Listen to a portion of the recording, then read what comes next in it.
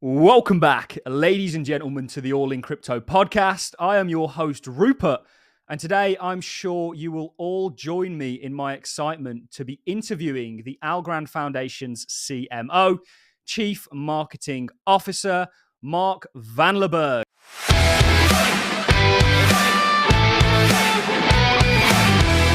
Welcome on board, Mark. How are you? I'm doing great. Thanks for having me. Yeah, the pleasure is all mine. As somebody that's followed Algorand for a while now, what seems like a lifetime, we seem to sort of have like dog years in the cryptocurrency space. It's a real pleasure to have you on the show. And I'm really looking forward to sort of going into your background a little bit and sort of bringing us up to present day in regards to where you're looking to take Algorand as the chief marketing officer of the foundation. So I think a good place for us to start would be with your beginnings and what sparked your initial interest in technology and how your early experiences shaped your career path. Was there a pivotal moment in your life that set you on a journey to become a leader in marketing technological innovation? Well, going back to my beginnings, that's a long, long, long time ago. Anyways, I graduated as an engineer, so I guess I've always been very interested in technology. I remember, like, when even when I was in high school, I was like tinkering in a basement with all kinds of like tech tools. Got shocked many, many times. Maybe that's why I got into technology. I don't know, but anyways, I graduated as an engineer and I started my career at IBM, and I was at IBM for about like 7 years or so. And you asked about pivotal moment. Well, to me, it happened when I was there after like 6 or 7 years. At the time, it was the case that when you started your career at IBM, you finish your career at IBM. It was like a lifelong kind of commitment, and I wasn't really ready to kind of make that commitment, and so I took a decision like 7 years in, is that I wanted to do something completely different. I was living in Belgium. I decided to quit my job, moved to the US, go to Silicon Valley, and did my MBA at Stanford, and got really ingrained into like startup culture, technology, entrepreneurship, and I just loved it. And at that point, I switched my career and started focusing on kind of younger, more entrepreneurial companies, and that's how I got into mobile, which at that time was a very, very new technology. The first smartphones were just coming out. That's how old I am, and so I switched my career to mobile, and that was a big, huge change for me. Yeah, and of course, in regards to mobile, you partly made your name at Google, launching and building the Android brand and developer ecosystem. Of course, you're now at Algorand, kind of doing the same thing. So it's kind of like from Android to Algorand. How was your kind of experience in the early days in regards to Android? How did you find that whole experience, and how did you kind of end up um, in regards to marketing at Google's Android? So it was interesting because Android. Now you look back and you say, well, Android has billions of users, huge success. In the beginning, when as you know, Android was a startup that was acquired by Google, and so we were working in the very early days on releasing the first Android phone, and it was by no means a guarantee that it would be successful. Actually, a lot of people within Google were very much against Android and felt that we should be jumping on the iPhone bandwagon and create the best possible iPhone apps and not worry about trying to compete against iPhone and building our own operating system, which would fail anyways. So even within Google, it was a very kind of it was not everybody was aligned that it was a good idea to actually launch an operating system. And so obviously we had big plans and big ambitions, but of course nobody can expect this to be what it ultimately became with billions of people using it. And so in the beginning, when we thought about Android and what our vision was, we created a vision that was really focused on what iPhone was not. And basically, we tried to create an open source operating system, which was absolutely critical. An open source system that would welcome everybody, whether you're a carrier or a handset manufacturer, or developer, or user. We would welcome anyone to Android, which is not how iOS works. And we would lean in heavily on this idea of openness, idea of innovation, of course, funded and supported by Google. And the idea of choice, the fact that, hey, it's not just, this phone that has a 6-inch screen or whatever it is and has these specs. No, you can choose phones from any manufacturer, any OEM, any size, any price point, anything you want, any color, anything you want. And so the idea of openness, choice, and innovation was really core, and the core vision behind what Android ultimately became. Yeah, very interesting. I mean, it seems like there's definitely comparables we can draw upon in regards to Android and what Algorand is currently doing, which I'm sure that we're going to get into. And when did the transition to blockchain kind of occur? I just perhaps want your take on what do you think is going on here as an industry? Talking about the space more generally, we throw this blanket term out there, crypto. But what do you think? I mean, it's such a blanket term, right? I think in some Yeah. regards, calling them cryptocurrencies probably might not have been the best name to sort of label everything. What do you think's kind of going on here? We have Bitcoin, and then we have all these I mean, there's thousands of cryptos at the moment. Do you think there's kind of an innovation in regards to the distributed ledger technology that's going to change the world in a big way, albeit financially, socially, every which way? I want sort of your thoughts on what you think's going on here with this industry. Quite a So wide question. yeah, so let me start, like, how do I got into this, and then I'll get to the second point, is like where's the benefit of all of this. And so it's, as I said, like, I've always been interested in technology, and so and always be very curious about new things happening. And so of course got very interested in blockchain technology, and I was specifically interested in the idea that this is a radically different technology, right? Because it's just not just about computing, it's computing mixed in with cryptography and mixed in with economics. And so it's very bizarre. Like, if you look at past technology innovations, it's never been this kind of mixture of these three different things. And so to me, it was fascinating to see what that was and learn more about what this thing was about. And so I still remember going to the first kind of blockchain week, San Francisco Blockchain Week. It was in 2018, I believe. And so, and to learn more. And so I spent a week there.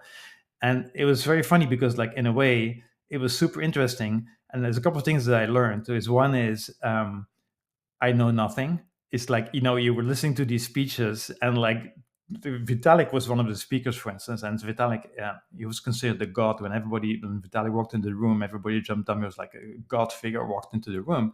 And then he started talking, and I was like, I couldn't understand a word of what he was saying. And so clearly I had a lot to learn, but it was fascinating. But the second thing I learned there was that clearly it was not clear for mass scale, because most of the people that were speaking at the conference were professors, and they were talking about their ideas on cryptography and their ideas about scaling and the ideas and so you could see that there was a lot of, like, academic research going on in the field. But as you know, if you have academic research, it's one thing to have academic research. It's another thing to actually have a product that is live and that can scale. And so one of the things I kind of realized is that, wow, this is going to take a while. And so I was, on the one hand, I was super excited about technology and the possibilities of it. At the same time, I also realized, like, well, this is just going to take a while before it actually gets to where it needs to be and where it can properly scale. So that was kind of my early experience. That's how I got into it. I followed the space very closely. I invested in a number of companies in the space. I kind of set up my own wallets and did all kinds of stuff with it, but I never really had a job in it, so to speak, up until now. And so that's how I kind of got into it. In terms of, like, the name crypto versus blockchain, like, I think crypto in general is getting this bad rep. It's like, especially in the US, like, amongst policyholders, people think it's all kind of meme coins and fake stuff. And so in that sense, crypto is not a great name, but the underlying technology, the blockchain technology, I think is super, super interesting and will have huge impact. And we'll talk more about that later, I'm sure. But I think has huge potential and really big use cases behind it. And so there's a big difference between the crypto casino and, like, the blockchain technology, and what the blockchain technology can enable and what it can do and what use cases it supports. And that's what I'm really, really excited about. Yeah, because there's something real here. There's always, I think, with any technology, there's always a kind of skepticism and a tarnishing of it. Before, the internet was really no different. If you look at some of the early sort of press releases on the internet, a lot of them weren't very sort of forthcoming with it. And even if you talk about, back in 2008, we always seem to sell the vision of a technology before actually achieving it. If you look at the dot-com crash, the internet, what was quite clear looking back, needed a lot of work to actually reach where it currently is today. And that's taken years. I think blockchain is going through a similar transition, but at a faster pace, thanks to technologies like the internet. I think technologies can be adopted a lot more easy today because of the ones that have sort of came before them. And I think there's something very exciting that I'm very excited to sort of dive into with yourself going on here more fundamentally. And how did you sort of end up at the Algorand Foundation? I'm really curious in regards to how you stumbled upon the Algorand Foundation. Was it just a right place, right time sort of scenario, or how did that kind of unfold? Yeah, I've been doing, as I said, I've been following the space very very closely, and so always wanted to do something in the space. And so when this opportunity came about, I did a lot of research into like, okay, the different blockchains, the different kind of key protocols, and like what would be the right steps for me from a career perspective.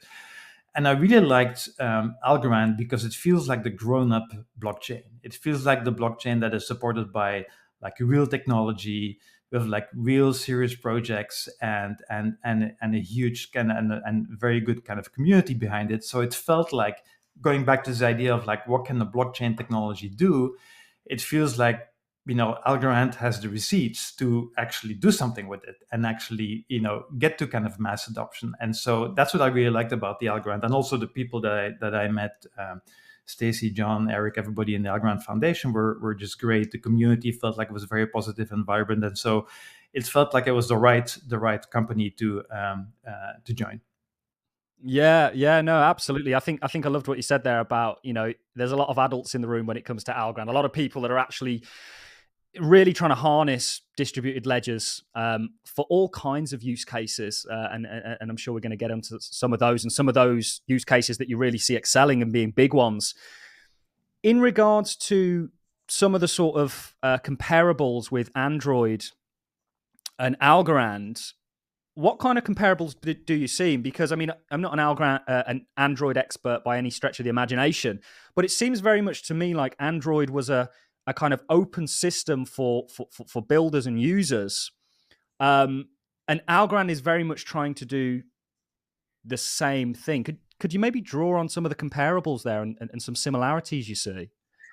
Yeah, I think in general, like if you take one step back and talk about like, okay, when Android came to market, the mobile space, what did the mobile space look like? And what does the early kind of blockchain space? Because I still think we're like in an early blockchain space right now. So like let's start with that, right? And so it's very interesting that before Android and iOS were launched, and you looked at the smartphone space, and I'm not sure if your listeners will remember this, but like Nokia was a leader in smartphones. And of course, smartphone was a very, very small niche market, right? And so the user experience of like, using a Nokia smartphone was horrendous. Like, remember the WAP gateways? You had to set up a WAP gateway, and then your phone was never connected to the internet all the time. You had to actually log in to the internet. And then and if you want to get like weather alerts, like weather information, even Google searches were being sent to you over SMS. Like it wouldn't be over the internet. It would be as Google's first search product on mobile was an SMS search product. And so if you kind of go back to that world, it was like really, really, really, complicated and archaic. And so as a result of that, very few people used these smartphones because they were just horrendously bad to use, didn't have a touchscreen, right? And so then iOS came about, the iPhone came about, and Android, and it completely changed, what the user experience looked like of a smartphone. You're always going to the web. You had, nice looking apps. You had, powerful screens, touch screens, and everything. And so everything kind of came together, and the user experience like made sense. And so suddenly you saw this explosion of like smartphones. And you can make the comparison to blockchain. It's like, even today, I think we're not quite there yet. We're still, in my view, in like the early innings of like the mobile phone revolution, where you have to set up a wallet, and if you send money, you have to know which network you're on, and if you send USDC from one network to the other, it'll fail because they're on the different network, and so you have to recognize all of these seed phrases, and then if you lose them, you lose all your money. And so it's like very much still feels like the early Nokia days in a way. And so I think what's needed is a much better focus on kind of a much bigger focus on user experience, and like abstracting all these difficult things that people really don't want to know about.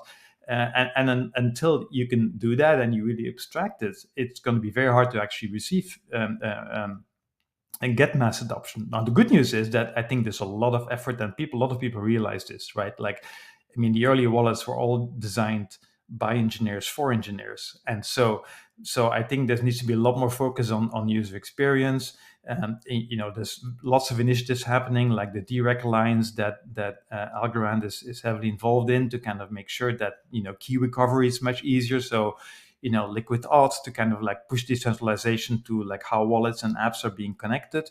And so like there's a lots of initiatives that we are part of to kind of push that UI, that user experience forward. And then I think that's one of the critical components that's going to be needed to actually get to mass adoption.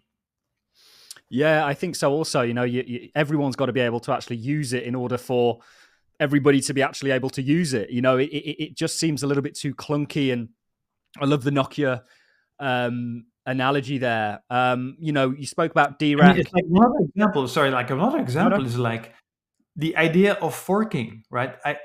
Some blockchains like seem to position this as a feature. It's not a feature; it's a bug.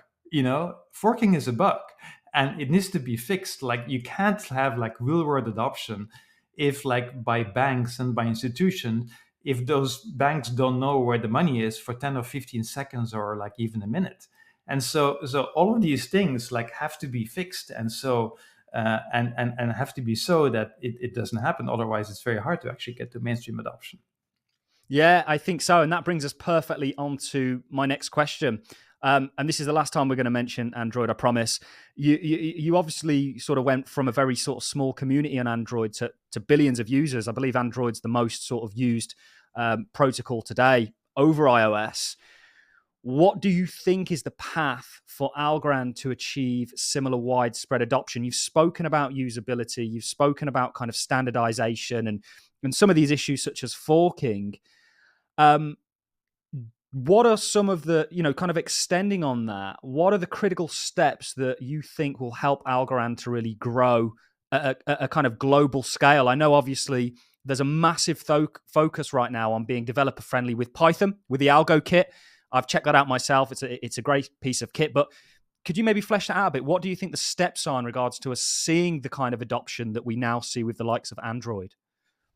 Yeah, so I think there's I would say there's three things, and you mentioned a couple of them already. So, and as I said in the beginning, like what really attracted me to Algorand is that I feel like Algorand is the grown-up blockchain that is really designed from the start for real world scale. And so I think there's three components into what that really means. The first one is, of course, developers. Is like, of course, no blockchain will be successful if you don't have developers. And so attracting developers to a blockchain is like one of the core and most important things we have to get right. And so we put a lot of emphasis and a lot of focus on this, on creating the best possible developer experience.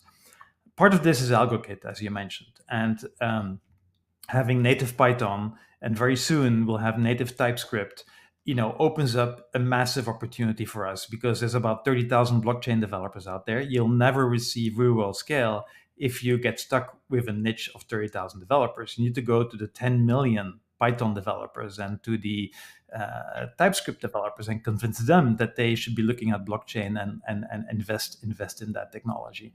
So that's the first part. But part of that too is not just the AlgoKit and the support of languages. Is also how productive are you going to be as a developer developing on a blockchain.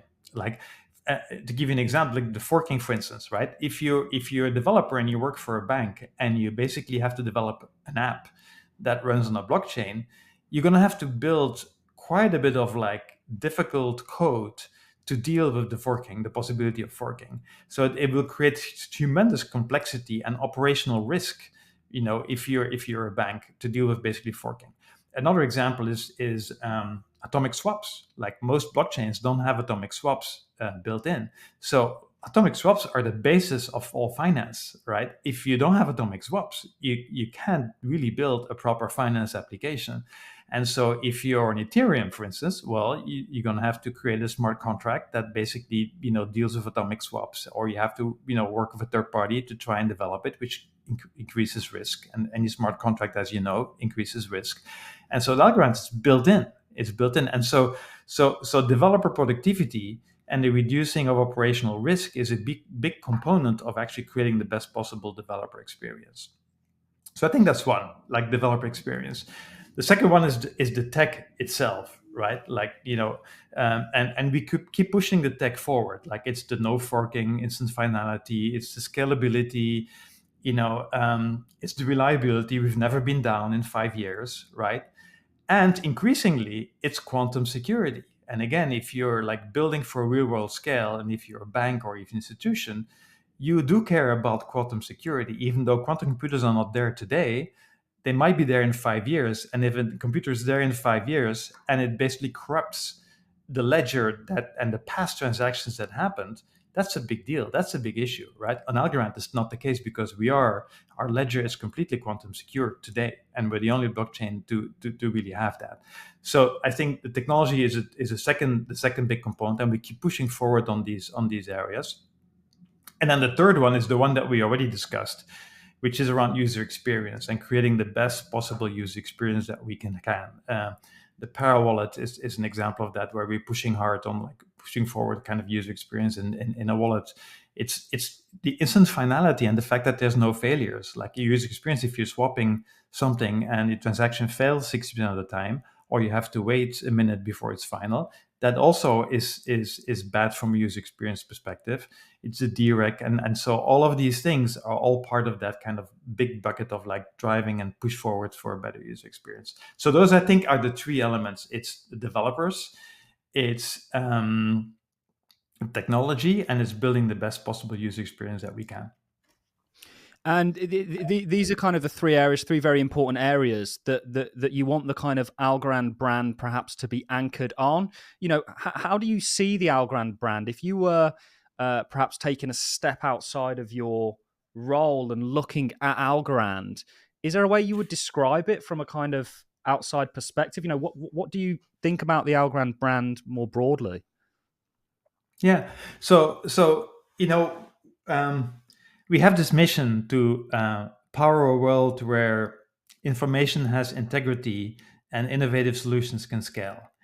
And that's really what we're about, right? And I think that's also the premise, of a blockchain. But a blockchain that does it, that implements it in kind of a grown-up fashion. And that's what we basically stand for. That's what we stand for. That's where we want the brand to stand for. And it's a brand that is super inclusive, like where we welcome everybody to kind of participate in that ecosystem. And we want to make it as easy as possible for people to participate in the ecosystem and provide as much support as we possibly can. But this whole idea of real world scale is really the cornerstone of what we stand for and what we want to achieve. Yeah, I absolutely love that. You've got to be able to sort of scale to make these things even possible to do. When you look at even Ethereum today, given my own opinion on it, I don't really think it's scalable. And that's how you've had this entire sort of layer 2 ecosystem sort of spawn, if you will. And they've taken a very different map in regards to scaling and achieving sort of mass adoption. They're all band-aids, right? It's like, why do you need a layer 2? Because you can't scale. So it's a band-aid to solve that problem. Now they're talking about layer 3, since it's like a band-aid on top of a band-aid, right? It's like you don't, and again, if you're a developer that's building for real-world use cases, I mean, that adds complexity. Every single time you add a layer, it just adds more complexity, and your liquidity gets fragmented across all of these different things, and everyone's fighting against each other. And it's like, it's just so much complexity. Like, there's no reason not to do all of this in the layer 1 that can scale and that can be secure and can be decentralized at the same time. And that's what Algorand really offers. Yeah, and talking about the kind of Nokia analogy, it's not always the initial leader that finishes up on top, whether that's Yahoo or Nokia. So it's going to be interesting to see how things unfold. And I really like the kind of point that you drew on there in regards to adding complexity. When what Algorand is trying to do is kind of minimize that complexity and make it accessible for everybody. We had a company that recently moved over from Ethereum. Company's called Settlement, and it's a company in the payment space. And say they moved over from Ethereum for the very simple reason that they basically when they were developing their product on Ethereum, they realized that 40 to 50% of their engineering resources and time was built on blockchain integration, like building atomic swaps and doing this and multi-sig, and like you have to everything build yourself, and so working around finality issues and forking and all that stuff. So almost half of their engineering resources was focused on blockchain integration. Now, I don't know about you, but like if you're a software company and you're the CTO of a software company and you go to your CEO and you say, I'm gonna and we're in the supply chain company or whatever, I'm gonna spend half of my resources integrating with an Oracle database. I mean, as a CTO, like how long will you live? You won't live very long. That's just insane. That you have to, spend half of your engineering resources to make something work that should be like almost out of the box. And that's the key reason why they moved, because they used to spend almost half, and now they're spending about 7% of the engineering resources on the integration with Algorand, because everything is available out of the box. So they can spend 93% of their time on building use cases that their clients will like and adopt. And that's ultimately that's what the grown-up blockchain should be, right? It's like you should be able to develop apps, enterprise apps or DeFi apps or other apps, and not spend a huge amount of time reinventing the wheel, but rely on a blockchain that's reliable and that does what it needs to do out of the box, so you don't have to waste your time doing basic stuff.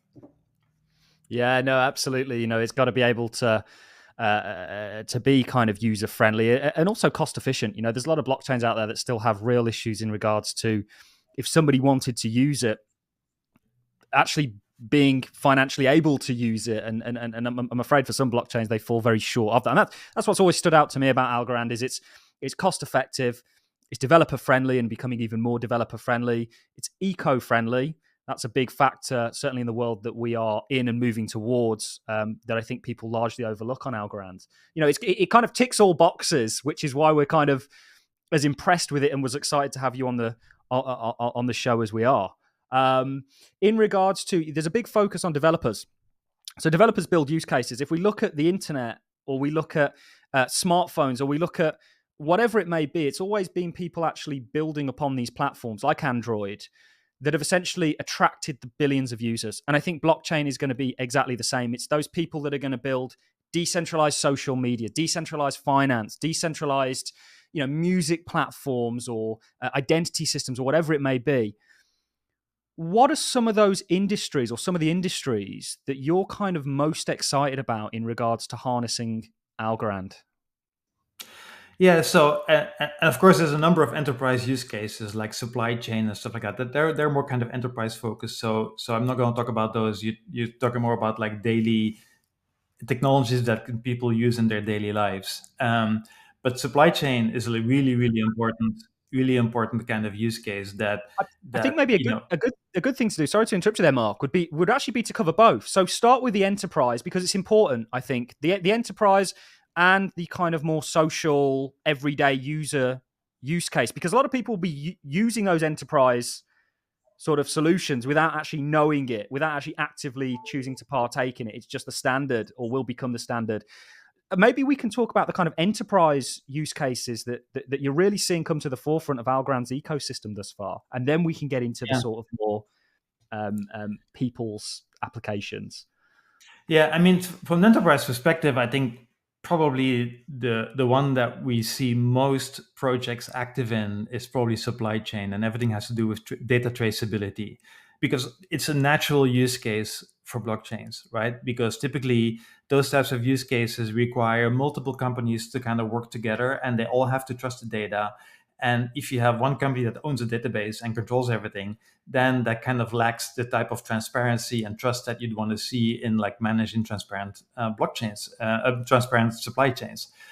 So there's a lot of like it's a natural kind of use case for blockchains if you want. And so there's no surprise that there's lots of activities there. We have another company that moved over from Ethereum, by the way, Finboot, is based in Barcelona. That is a big supply chain company, and they typically work in oil and gas industries and allowing those companies that trace kind of like recyclable products all the way through their supply chain. So I think that's a very good a very important use case. And so especially now with like, like I'm not sure if you know about like, for instance, European regulations on like deforestation. It's a big thing that's coming up right now. Like if you're a chocolate maker, you have to start tracing your cocoa beans all the way back to the farmer, because you cannot import those beans into the European Union unless they're coming from farms that are not part of a deforestation risk.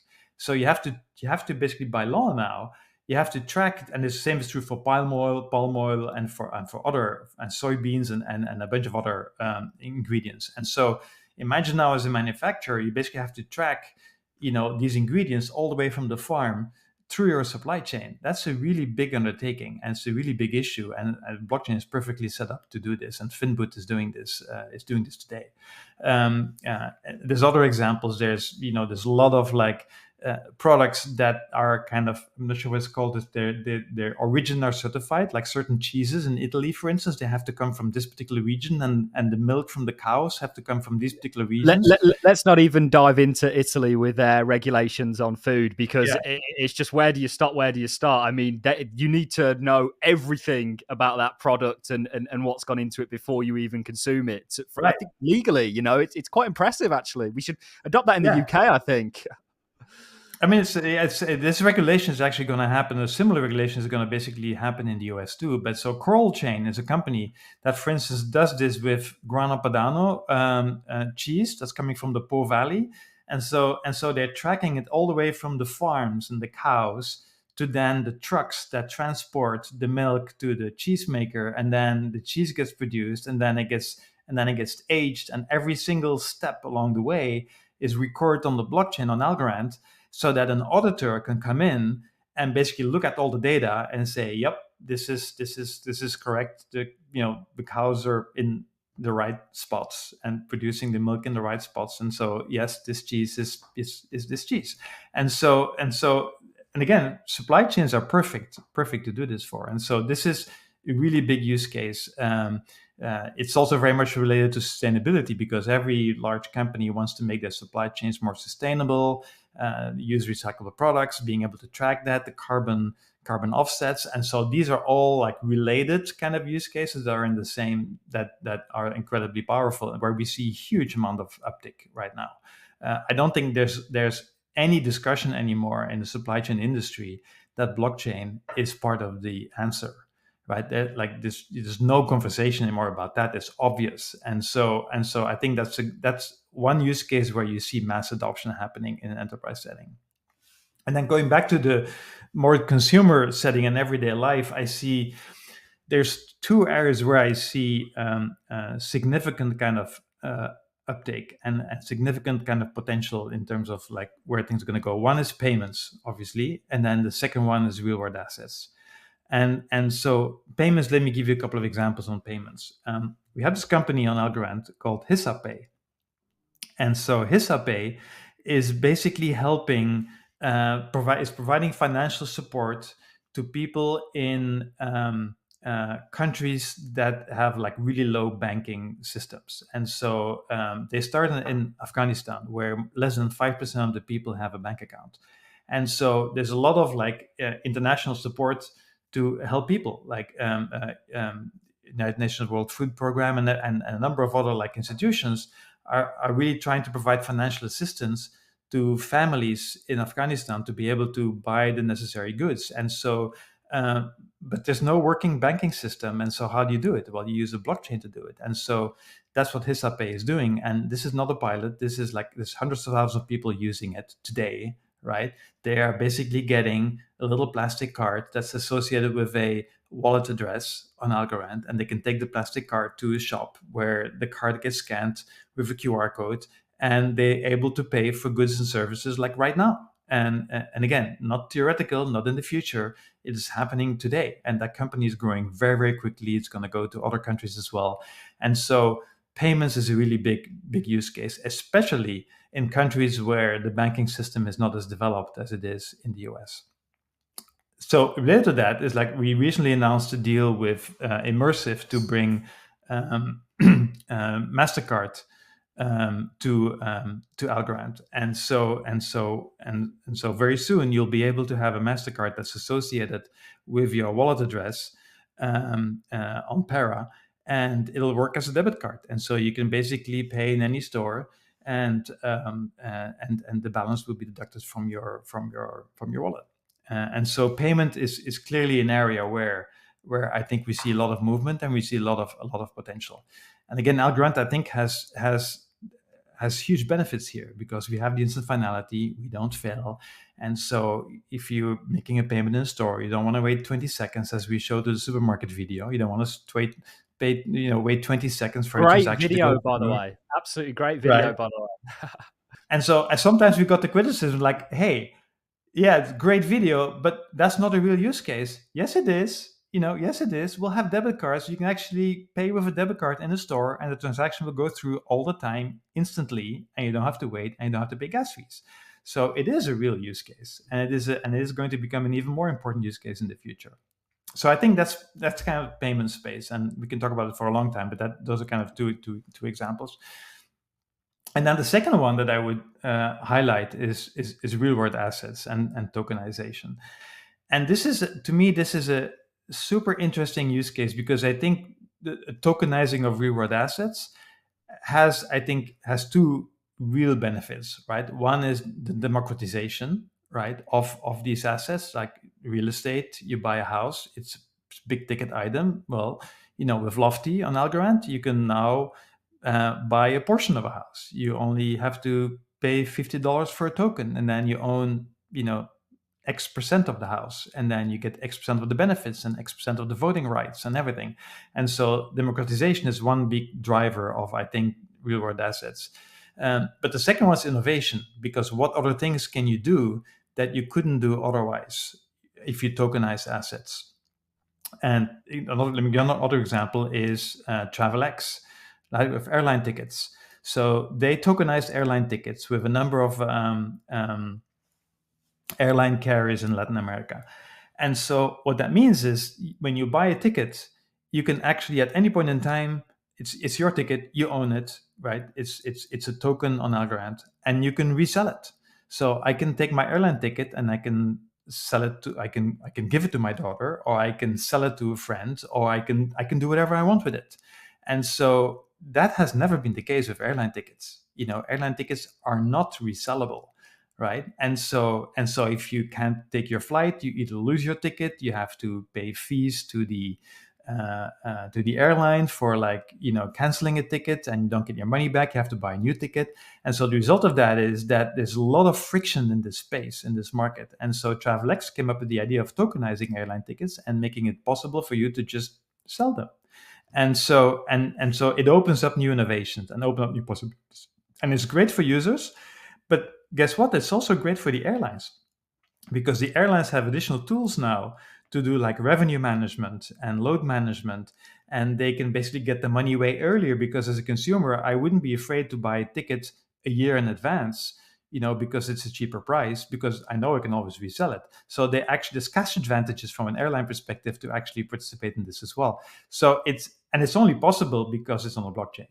And so that's another kind of really, really interesting and really useful use case. And so I think that over time, we're talking about airline tickets, we're talking about real estate, but you could talk about financial instruments, money market funds, treasuries, and you put them online, and then you can use them as collateral, and then do something else. And so there's lots of like, you think about any kind of real world asset, you can potentially tokenize it and get the benefits from it. So I think that's going to be a huge market. And the interesting thing about that, to me, is that you don't have to use the word blockchain. Like TravelX, if you go to their website and you see how they basically sell tickets, they don't mention blockchain. Like blockchain is invisible. It's disappeared. Like same thing with Finboot. If you look at the Finbook's website and they talk about enterprise use cases in supply chain, they don't talk about blockchain. They talk about what their technology is and how to do this, etc. But the blockchain is kind of as a term is abstracted away. It doesn't exist, but it enables things that otherwise would not be possible. And that's the core thing: is what are the use cases that it enables? In the best use cases, you don't have to mention blockchain. Like it just can just disappear in the background, and those are the most powerful use cases. So very, very bullish about like payments, reward assets in the enterprise side, kind of data integrity, traceability, supply chain. So lots of interesting use cases everywhere. Yeah, and it's very interesting, certainly going back to the enterprise. Once you have certain data, you can then do things with it, which we'll come on to in just a second, perhaps in regards to AI and things like this. And I believe you were a CEO at an AI company at one point in your life.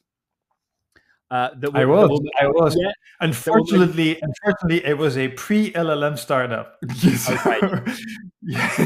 Just missed the wave on that. I definitely want to touch on that a little bit in regards to the crossovers between perhaps blockchain and AI. But everything that you've mentioned there, I mean, there's so much that Algorand has to offer. Whether it's airline tickets to tokenized real estate to tokenizing, there's a lot more things that are being tokenized on Algorand. Including financial instruments. That's a big one. And at one point in my sort of crypto journey, I was almost convinced that, we were going to see cryptocurrencies replace traditional money or things like this. Now I'm very convinced that actually the opposite is true. Crypto is going to accelerate and enhance a lot of the traditional systems and alleviate a lot of the problems that they have. You mentioned treasuries and things like that, and the buying of treasuries and tokenization of them, and then using them to back things. These are some of the largest markets in the world that I believe are going to ultimately run on blockchains. I mean, that's an exciting prospect, and all the sort of use cases that we've just mentioned there, Algorand, I'm sure, is going to play a key role in. Before we move on to AI, if you have any thoughts on AI, are there some kind of things, for example, decentralized social media or decentralized music platforms or things like this? Are you excited about this sort of stuff? Of course, there's going to be an element of excitement, but do you think we're kind of really far off from that? Is there anything you're seeing in Algorand that kind of excites you? Yeah, I'm a big fan of those ideas, like decentralized social media, like what Farcaster is trying to do, for instance. I'm a big fan of those projects. They've been challenging, right? They've been challenging to achieve the scale to compete with traditional Web2 companies, and I hope they will figure out a way to crack the nut and actually achieve that scale, because I think the whole idea of what Chris Dixon's talked about in his book about moving away from a few Web2 companies that basically own the gateway to the internet to more decentralized approach where you own your own social network. You can take your social network with you wherever you want to go, and then you can just swap out the client apps in the process. I think is a very, very powerful idea, and I really hope that it will come to fruition and that we can actually build scale with these types of apps. I don't think it has happened yet. Because I think the gateway companies that control access do have a lot of power and do have a lot of weight, and it's always kind of difficult to start a new kind of social network in this particular case. But I do hope that they will be successful, and I'm excited about them. It'll probably take a while. Yeah, and it could happen on Algorand. Algorand's fit for the purpose of doing that, I think, and that's what excites me about this. With technologies, when they first kind of come about, nobody really truly envisions where they are going to end up. Nobody could have foresaw. I'm sure somebody arguably could have, but the majority certainly didn't see with the internet that people would be spending hours of their life each day scrolling, looking at cats, and these kind of use cases that have came off. I think Algorand's just going to be on this journey and the space generally that's going to take everybody by surprise. And social media is one that we're really interested in. Also, gaming. There was a game just the other day that ended up on the top of Epic Game Stores over massive brands like Fortnite, and it's got a blockchain element to it. We're yet to see blockchains, Algorand, really take hold in the way that it's going to. And it's a very exciting prospect for somebody like me that's sort of interested at a time that we are, and certainly yourself working for the likes of the Algorand Yeah. Foundation when you are. Right, and from our perspective, I mean, we are all for like letting 1,000 flowers bloom. Like, I don't think the right approach is for like a foundation of us to sell anybody else to say like, let's go, and build these companies that will do this, because that's fool's errands. I think we need to let's kind of like make sure that we create the best and most vibrant kind of ecosystem, and provide the enablers, like the best possible developer experience, the best possible user experience with wallets, the best possible technology, and then let folks like figure out what works and what doesn't work. And so and that's I think that's really the focus from our perspective. So also on AI, it's very similar. Like we see a lot of initiatives happening there, and I think it's very exciting to see. But it's not directed by a foundation. It's really coming from the community, and it's coming from the ecosystem, and that's the exciting part of that. Yeah, no, I love And it. it's permissionless, right? It's permissionless. Anybody can do whatever they want, right? So, I mean, it's our role to kind of like nurture the ecosystem, and make it um, uh, as welcoming as possible, while also making sure that, of course, the chain itself, we keep pushing on decentralization, and we haven't talked about that, but like staking rewards is a big project that we're working on right now. But yeah, that's kind of the role of the foundation. But then the actual apps and the actual innovation in the apps ecosystem will obviously come from the project that develop on Algorand. And it's Yeah, very no, exciting. Like, I mean, TravelX is a good example of that, right? Like, I mean, who would have thought that, airline tickets would be secondhand airline tickets, secondary market for airline tickets would be a thing? Well, it is, right? And so it's fun to see all of these new projects like popping up and doing interesting stuff. yeah, you can definitely see people buying up airline tickets earlier and sort of secondary markets spawning off the back end of that for sure. I mean, people do it with tickets generally, like music festival tickets. I'm sure airline, it's a great kind of revenue boost, I'm sure, for them, and it kind of helps the whole flow of things. I can see how you've really taken as well what the approach was with Android and applied that to Algorand in regards to this openness, this inclusiveness, this we're not trying to be special and you have to confine with our kind of beliefs and systems to sort of work with us. No, we want everybody. We want all the developers, regardless of what your sort of coding background is. We want the use cases. We want everything. And I think that's a winning formula. It was with Android. I think it's going to be with Algorand. Personally, you touched on something there that I've absolutely got to ask you about. You mentioned staking rewards.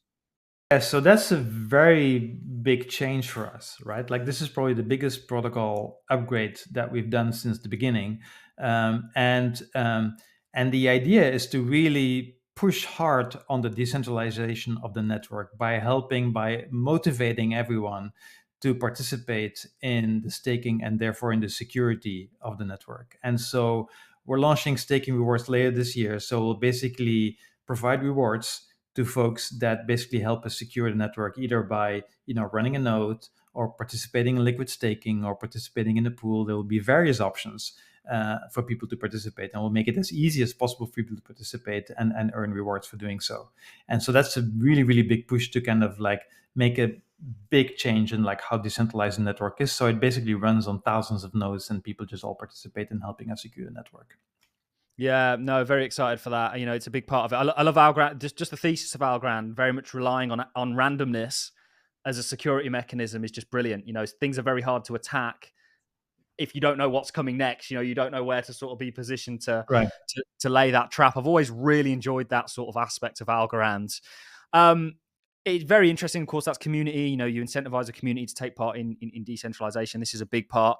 We could talk about all this all day. The last thing I really want to ask you is, in regards to AI is going to grip the world in a massive way. Again, it's a while away, but I think it will be here far faster than what people realize. I think there's going to be many positives and some negatives to AI, just like you could argue with a lot of things. Do you see a crossover with perhaps Algorand or distributed ledgers more broadly and AI? Because to me, I can see that in regards to provenance of data, in regards to actually constricting or controlling AI and kind of keeping that lid I don't want to say keeping the lid Yeah. on it because we don't want to do that. I'll let you take the floor on that. Yeah, I think there's a number of different areas, and again, this is not like, it's not like the foundation has an AI strategy. It's really like letting 1,000 flowers bloom and letting projects like experiment with AI and figuring out how to integrate that. And so when I look at the activity that's happening on Algorand today, I basically would split, AI initiatives in like three buckets. And the first one is around like veracity of information, right? Is ensuring that data has information has integrity is what we talk about in our mission statement, right? And it's like, and that's of course a big challenge with AI. And so, for instance, there's a project on Algorand that is integrating blockchain into image scanners. And so whenever an image scanner takes an image, a hash of the image is automatically recorded on a blockchain. So that image now becomes immutable. Like there's no way you can mess with this image anymore, because anybody who messes with the image will immediately be able to verify if the image has been messed with, yes or no. And that's a really big deal, specifically in like, if you think about the medical field or like clinical research or clinical trials. These are like really big component of that. And so that's one very interesting project that I'm very excited about. The second one is around like, the bucket is around how AI can help blockchain, and that's of course where all of the AI driven agents come in, right? Like we already have an agent on Algorand that allows you to query the blockchain and find information about accounts and balances and all that kind of stuff. But of course, this can go a step further, where you could basically instruct an AI agent to swap a million algos for something else, and then the AI agent will find the right execution path to do so, potentially cross blockchains, like with an intent-based mechanism or whatever. And so that's a scenario where, of course, AI can play a huge role in terms of, we talked about user experience, right? Like to significantly improve the user experience of like dealing with a blockchain, and removing as much as possible all the complexity associated with this. So this is where AI, I think, can help blockchain. And then I think there's a third category where blockchain can help AI. And then we're talking about deep-in networks, sharing GPUs, and decentralized training of models, making them more censorship resistant. So there's a whole series of potential projects that in which blockchain can help AI. And so that's how I think about this, and that's where I kind of see the activities. I see more of the activities in 1 and 2 than in 3 right now, but I'm sure there'll be activities in all 3 of them. Yeah, I love the approach of letting 1,000 sort of flowers bloom, because we've spoken about so much. I mean, I'm sure that many of these different areas that we've spoke about are truly going to be successful, but we don't need all of them to be successful. We need a couple to really propel Algorand into the stratosphere. And I think the odds are very much stacked in Algorand's favor when it comes to this. I truly do believe that. I think it's an exceptionally impressive layer one of, if not the most impressive layer ones out there. I think the approach, I just absolutely love the approach. Really on board with how the marketing's going, the push towards openness and inclusiveness, and actually promoting people to come and build on Algorand and build that killer use case that's going to take Algorand and its entire ecosystem into the stratosphere. Mark, it has been an absolute pleasure to have you on. And I would absolutely love to get you back on at some time. There's so much we could have dove into, but I think we should definitely save that for another interview. Thank you very much on behalf of me, my subscribers, my viewers. It's been an absolute pleasure, and I look forward to having you back on sometime soon. Well, thank you for having me, and I'm happy to come back anytime.